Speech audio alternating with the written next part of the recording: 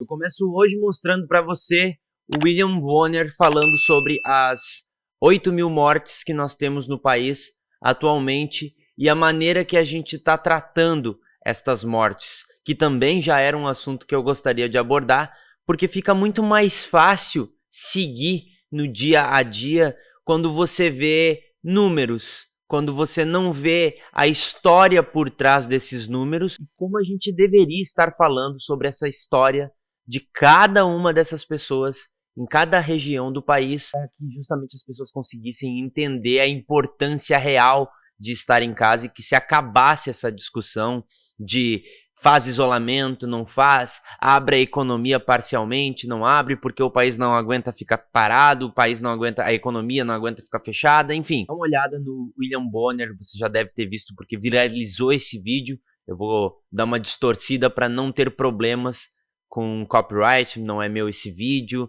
enfim, dá uma olhada. 36. Você já nem deve lembrar, mas na quinta passada eram 5.901 mortos.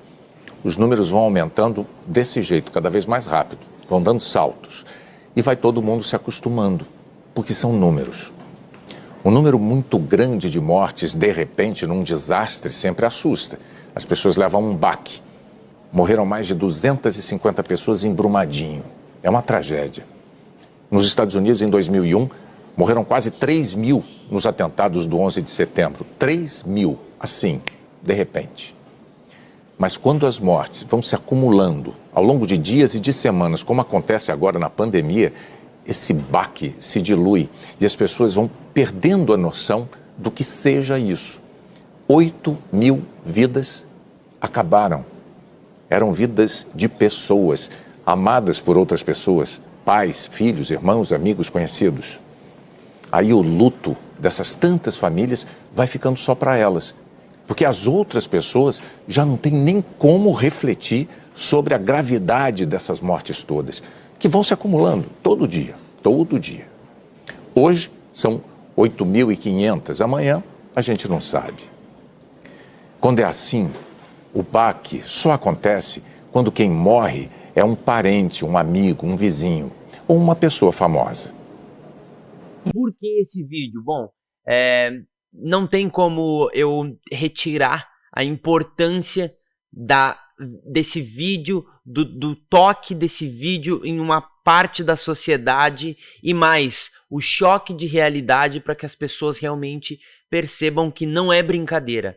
Que a gente não está aqui fazendo alarmismo, que nós não estamos aqui tratando de uma coisa que a gente possa deitar tranquilamente a cabeça no travesseiro e no outro dia ir para a rua de novo e seguir uma vida normal, ou fazendo passeios, ou marcando rolê em uma outra cidade e seguindo essa vida normal, ou até mesmo de férias, como tem algumas pessoas viajando, aproveitando para conhecer algumas outras regiões do seu estado, dependendo do estado, porque ainda não teve um colapso tão grande assim em todo o sistema. Vamos lá. Quando você tem história contada por trás desses 8.000 mortos, 8.000 mortes, você consegue quadriplicar esse valor não porque mais pessoas morreram, mas porque mais pessoas falaram.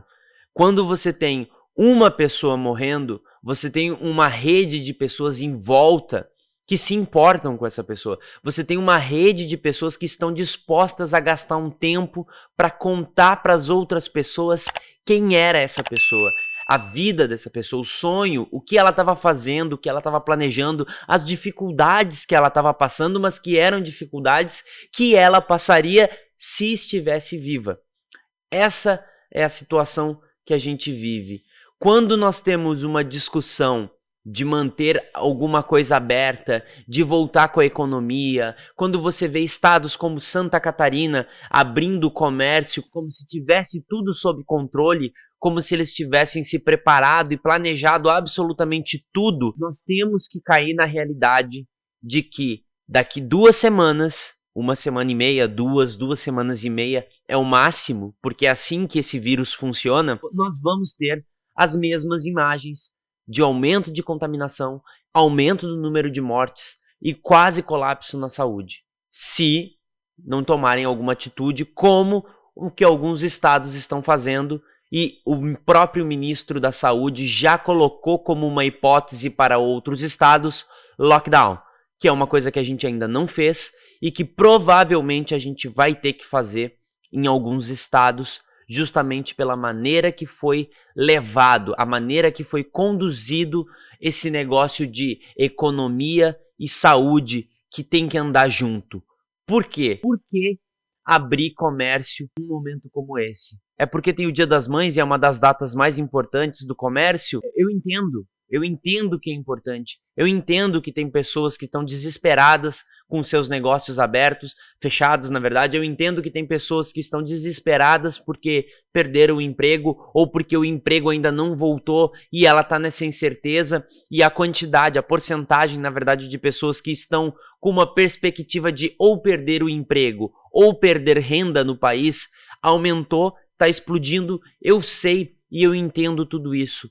Mas por que abrir o comércio num momento e logo em seguida ter que fechar? Por que abrir o comércio se vai ter que fechar e aí vai ter que fechar com muita gente morta, com vidas que foram perdidas, que não tem como a gente recuperar? Por que essa teimosia? Por que a gente tem que passar por essa situação? A gente poderia ter só fechado e ter economizado, já que vocês gostam tanto de tratar de economia, nós teríamos economizado uma quantidade de vidas absurdas, porque essas 8.000 mortes não param por aqui. Se a gente decidir hoje, enquanto você está vendo esse vídeo, fechar tudo, lockdown total de novo, que o Brasil não teve, você não pode sair de casa, tem polícia na rua controlando onde você vai, por que você vai, quando você volta. Não, nós não tivemos isso. Se a gente decidir fazer isso hoje, pelas próximas 2 semanas, os números de mortes vão continuar dessa maneira ou maiores. Porque tudo demora 1 semana, 2, para começar a aparecer. Então, cada dia que a gente demora um dia a mais, pode esperar que é mais 1 semana ou 2 que vai demorar para surtir algum efeito prático.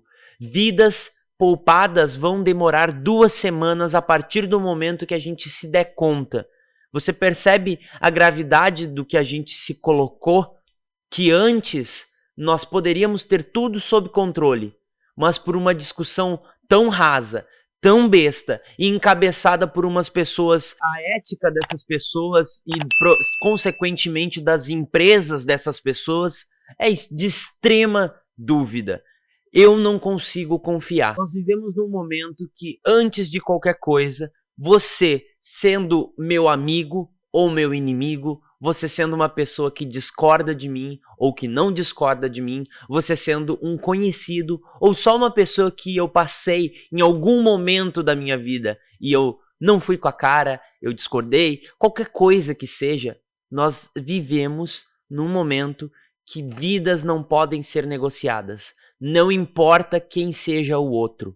De novo, não importa se você é inimigo, se você é amigo, se você discorda, se você é vizinho.